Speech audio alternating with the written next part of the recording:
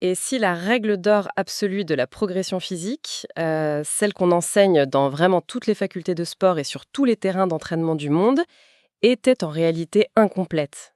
Ah bah c'est une excellente question pour commencer cette analyse. Ouais, parce qu'on entend souvent dire qu'il faut constamment augmenter la difficulté, tu sais, rajouter du poids ou des répétitions pour forcer le corps à s'adapter. Mais aujourd'hui, on se penche sur une expérience fascinante qui a fait voler ce dogme en éclats en l'espace de seulement 7 semaines. Cette semaine, oui, c'est vraiment très court pour observer un tel changement de paradigme. Tout à fait. Et pour comprendre comment notre plongée d'aujourd'hui s'appuie sur une source scientifique de premier plan, il s'agit de l'article intitulé Comparative Analysis of Adaptive Changes in Immunoendocrine and Physiologic Responses to High Intensity Sprint Interval Training with Progressive and Non-Progressive Loads in Young Wrestlers. Un titre un peu long, mais qui dit exactement ce qu'il y a dedans. C'est ça. C'est une recherche dirigée par Ko Gwa et Tian Ki-mu et ça a été publié en 2024 dans les pages du Journal of Sport Science and Medicine, le volume 23, pages 455 à 464. La mission de notre exploration, c'est de comprendre avec une vraie clarté scientifique comment optimiser ce qu'on appelle le SSIT, donc l'entraînement par intervalle de sprint court. Et c'est un sujet brûlant dans la préparation physique moderne, en fait. Ouais, l'idée c'est de trouver la formule exacte pour décupler les performances, mais sans pour autant provoquer un épuisement systémique du corps. Ok, décortiquons tout ça. Pour visualiser un peu le défi, imaginons la préparation physique, non pas comme le fait de mettre de la nitro dans un moteur pour le faire exploser, mais plutôt comme le calibrage ultra précis d'un limiteur de régime sur une Formule 1. Ah, j'aime beaucoup cette image, c'est très visuel. Bah, si on pousse le moteur dans le rouge trop longtemps, les pièces fondent, mais si on l'y amène jamais, la voiture ne gagne aucune course. Du coup, comment ces chercheurs ont-ils trouvé ces points d'équilibre parfaits? Ce qui est fascinant ici, c'est que l'étude s'attaque vraiment frontalement au concept même de la surcharge progressive. Et ils l'ont fait en utilisant une méthodologie d'une précision clinique. Et pour que le test soit véritablement probant, il fallait des sujets d'une robustesse exceptionnelle. Ils n'ont pas pris le commun des mortels, j'imagine. Absolument pas. Les chercheurs ont jeté leur dévolu sur des lutteurs de lutte libre de très haut niveau. Et c'est pas un choix anodin. Pourquoi la lutte spécifiquement? La lutte est un sport de combat qui exige des filières énergétiques presque contradictoires. D'un côté, il faut une explosivité anaérobie monstrueuse pour lancer des attaques fulgurantes. Et de l'autre, il faut une base aérobie colossale pour survivre à des combats de 6 minutes où chaque muscle baigne littéralement dans l'acide lactique. Ouais, ça demande un peu le beurre et l'argent du beurre sur le plan métabolique. Exactement. Donc, observer comment la biologie de ces athlètes, qui ont déjà des années de conditionnement extrême derrière eux, réagissent à des variations subtiles d'entraînement, c'est s'offrir une fenêtre directe sur les mécanismes les plus intimes de l'adaptation cellulaire. D'accord, je vois. Alors, avant d'en arriver aux résultats, qui sont d'ailleurs assez sidérants, il faut bien comprendre le cadre de l'expérience. Donc, ils ont pris 30 jeunes lutteurs masculins, tous de niveau national, universitaire. Ce qui veut dire qu'on ne parle pas de débutants chez qui, n'importe quel petit effort produit des résultats magiques. Ce sont des organismes déjà très optimisés. C'est ça. Ces 30 athlètes ont été répartis en 3 groupes. On a un groupe qui a suivi une approche progressive, un autre avec une approche non progressive, et enfin un groupe de contrôle. Ce dernier, il a juste continué son entraînement de lutte habituel. Et tout ça a duré très exactement 7 semaines en pleine pré-saison. C'est exact. Et l'intervention qu'ils ont subie en plus de leur entraînement de base, c'est donc ce fameux protocole SSIT, le Short Sprint Interval Training. Et comment ça se passe en pratique, ce protocole SSIT? La consigne était d'une brutalité assez simple en fait. C'était des sprints de 5 secondes réalisés à une intensité maximale absolue, ce qu'on appelle un effort all-out. Donc on ne gère pas son effort du tout. Non, aucune gestion, aucune économie. On donne absolument tout ce qu'on a. Et chaque sprint de 5 secondes est immédiatement suivi de 15 secondes de récupération active. Donc généralement une marche lente pour faire circuler le sang. Attends, je me fais un peu l'avocat du diable ici, mais 5 secondes, c'est incroyablement court.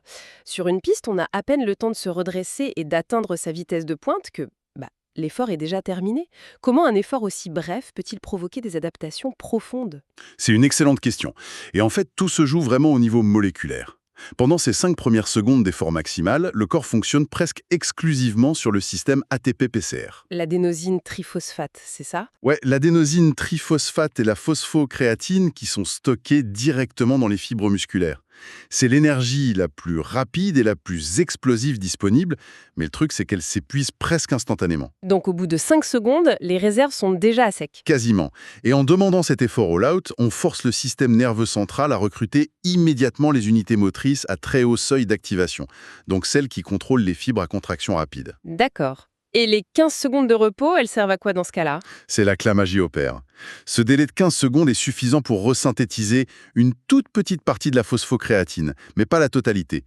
Donc au fil des répétitions, le corps accumule une dette d'oxygène massive. Ah, ce qui force le système aérobie à prendre le relais, j'imagine? Exactement. Le système aérobie s'enclenche puissamment pour aider à la récupération entre les petits sprints. Et voilà comment on arrive à travailler l'endurance pure avec des efforts qui ne durent que 5 secondes. D'accord, le mécanisme de base est clair. Maintenant, penchons-nous sur ce qui sépare vraiment nos deux groupes expérimentaux. Parce que c'est là que l'étude devient un véritable laboratoire contre les idées reçues. Oh que oui, c'est le cœur du sujet. Le groupe avec l'approche progressive, le fameux PSST, a fait exactement ce qu'on enseigne partout. En première semaine, ils ont commencé relativement doucement avec 4 séries de 6 répétitions. Puis, de semaine en semaine, ils ont ajouté une répétition. Jusqu'à terminer la 7e semaine à 4 séries de 12 répétitions. Une belle courbe bien ascendante. C'est ça. Et c'est la définition même de la surcharge progressive. L'idée classique qu'on retrouve dans tous les manuels, c'est qu'il faut augmenter le stress mécanique et métabolique continuellement pour que le corps ne s'habitue pas à l'effort. Sauf qu'en face, l'approche non progressive, donc le groupe NPSSIT, lui, il a fait tout l'inverse. Ils ont tracé une ligne parfaitement plate. C'était 4 séries de 9 répétitions de la première à la toute dernière semaine. Aucune variation. Rien du tout.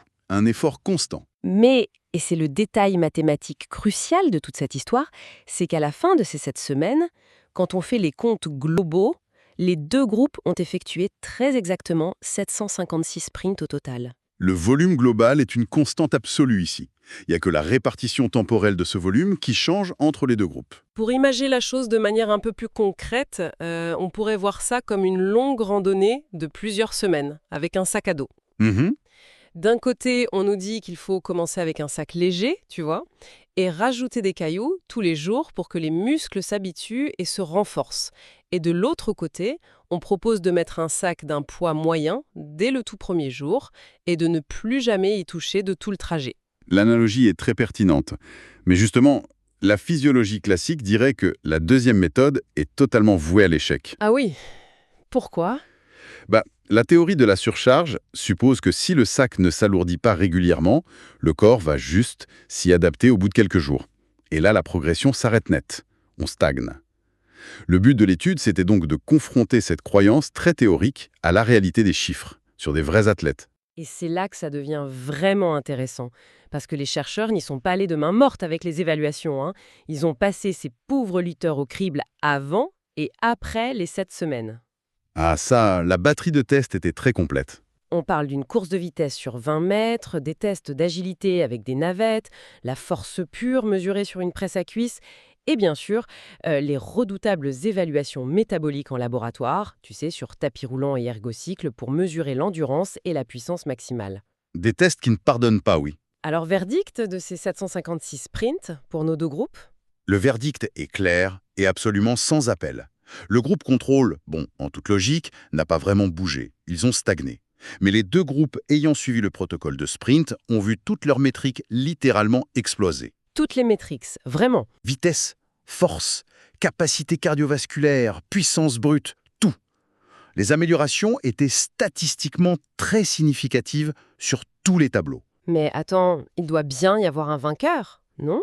Le groupe qui a progressivement augmenté la difficulté a forcément dû prendre l'avantage sur la fin du protocole. Eh bien non.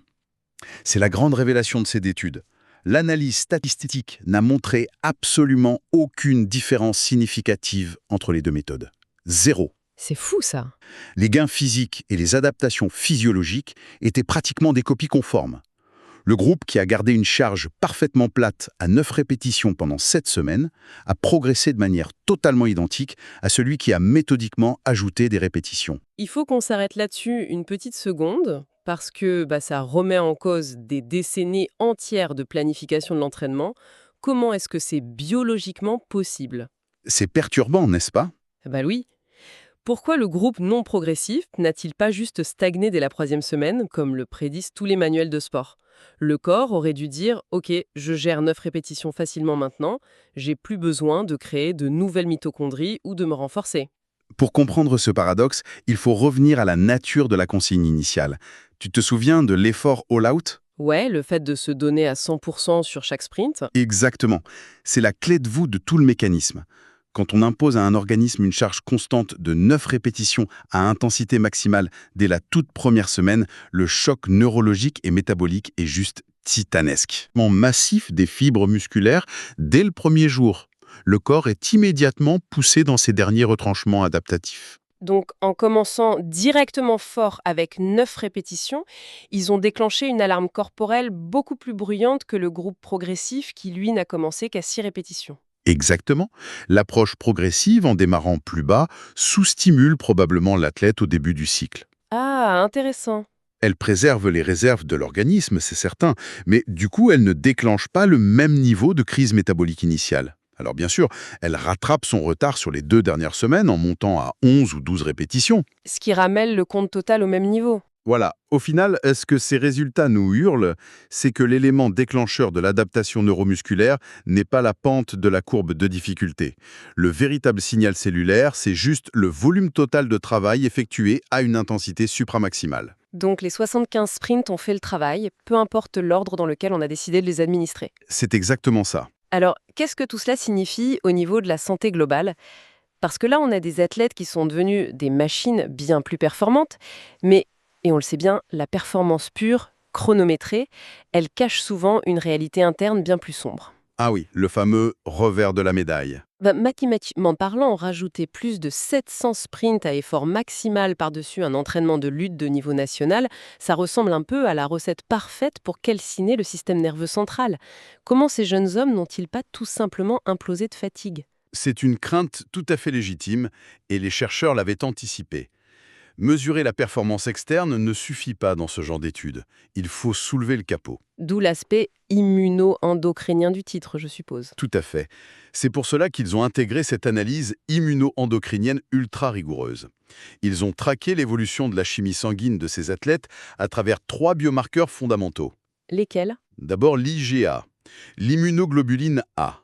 C'est la première ligne de défense de notre système immunitaire. Et c'est elle qui chute drastiquement quand un athlète flirte dangereusement avec le surentraînement. Ah, attends, le fameux rhume post-compétition qu'attrapent beaucoup d'athlètes de haut niveau juste après une épreuve, c'est lié à ça? Précisément, une chute des IgA ouvre grand la porte aux petites infections respiratoires. D'accord. Et les 2 autres marqueurs? Ensuite, ils ont mesuré la testostérone sérique, qui est l'hormone de la reconstruction et de la récupération, et enfin le cortisol, qui est la fameuse hormone du stress. Le cortisol, on en entend beaucoup parler en ce moment. Oui, parce qu'en physiologie du sport, on observe souvent une dynamique très dangereuse lors des phases de surentraînement.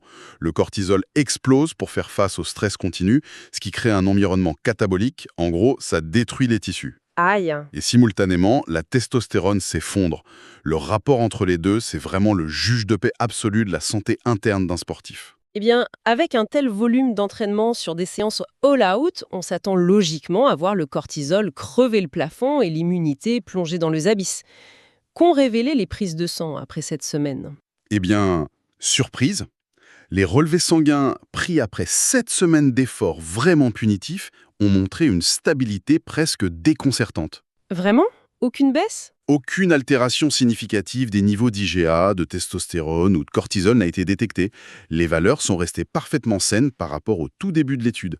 Et ce résultat était valable pour les 2 groupes, le progressif et le non progressif. C'est incroyable. Le corps a encaissé ce volume de sprints monumentaux sans même déclencher les signaux d'alarme systémiques.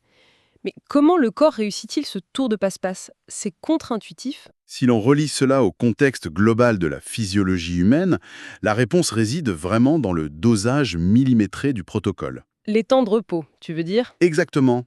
Les 15 secondes de repos entre chaque sprint de 5 secondes, couplés aux 3 minutes de récupération complète entre les grandes séries, ça agit comme une sorte de soupape de sécurité chimique. Ah, donc ça laisse juste le temps au corps de souffler un peu. C'est ça. Ce temps de repos est juste assez long pour drainer localement les métabolites cellulaires et empêcher le déclenchement d'une cascade inflammatoire systémique. En fait, pour le dire simplement, On trompe le système nerveux central. On le pirate. Ouais. Le muscle travaille à 100%, il subit un stress mécanique énorme, mais l'effort s'arrête avant que l'axe hypothalamo-hypophysaire dans le cerveau ne perçoive l'effort comme une menace existentielle. Une menace qui justifierait une inondation de cortisol, donc. Tout juste. C'est brillant. En gros, on pirate l'organisme. On lui inflige un stimulus suffisant pour le forcer à construire de meilleures mitochondries et à renforcer ses fibres nerveuses, mais on coupe le signal juste avant que le système immunitaire ne panique. C'est exactement l'idée. Et cela nous amène à une conclusion pratique majeure pour ceux qui s'y intéressent. L'intensité extrême ne rime pas obligatoirement avec la destruction de la santé de l'athlète, du moins à condition de savoir séquencer l'effort. C'est une magnifique démonstration de force de la physiologie appliquée. On voit qu'on peut développer l'endurance aérobie, la force maximale et l'explosivité simultanément, et ça sans jamais sacrifier le bouclier immunitaire. Eh bien, il est temps de rassembler toutes les pièces du puzzle de cette recherche colossale. Et ce qu'il faut retenir, c'est que pour des athlètes déjà très entraînés, qui sont engagés dans des sports hautement intermittents, rajouter environ 30 minutes de sprints ultra courts à l'entraînement 3 fois par semaine, ça transforme radicalement les capacités physiques. Sans le moindre doute. Mais surtout, le véritable changement de paradigme mis en lumière par cette étude, c'est que la forme d'administration de la charge importe peu. Que l'on passe des semaines à planifier des augmentations progressives, complexes, ou bien que l'on maintienne une intensité constante et forte dès le premier jour, la biologie s'adapte de manière identique. C'est la grande leçon. La règle primordiale, la seule qui compte vraiment au final, c'est que le volume total de travail effectué à une intensité supramaximale soit suffisant. Cela soulève une question importante et ça laisse entrevoir des perspectives assez vertigineuses pour les futures recherches, je trouve. Ah bon? Qu'est-ce que tu as en tête? Si l'on sait désormais que manipuler simplement le nombre de répétitions donne des résultats identiques à volume égal, que se passerait-il si l'on figeait le nombre de répétitions, mais que l'on manipulait la durée absolue du sprint lui-même, au niveau presque microscopique? C'est-à-dire faire des sprints un peu plus longs? Ouais.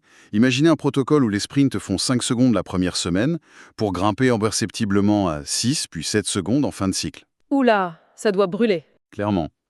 Mais du coup, est-il possible que la durée ininterrompue de l'activation neurologique maximale soit le véritable interrupteur ultime de l'adaptation humaine, bien plus que le volume total? C'est une énigme physiologique qui reste entière et qui mérite vraiment d'être explorée. C'est une excellente réflexion pour clôturer cette plongée au cœur de la performance humaine. Pour tous ceux qui se passionnent pour la science de l'entraînement, la physiologie ou juste l'optimisation des performances, la lecture de la source originelle est fortement encouragée. Les graphiques à l'intérieur valent vraiment le détour. Nétrole une richesse de détails méthodologiques et de données statistiques fascinantes.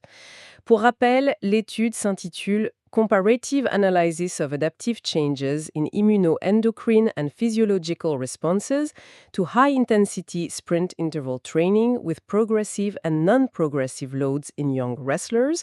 Elle a été rédigée par Kuo Go et Tianqi Mu et publiée dans le Journal of Sport Science and Medicine en 2024. Un très bon papier. Avant de refermer ce dossier, il est utile de rappeler que l'abonnement à la chaîne et l'activation des notifications restent les meilleurs moyens de ne manquer aucune de nos prochaines analyses scientifiques. Merci de nous avoir suivis et une excellente réflexion à tous.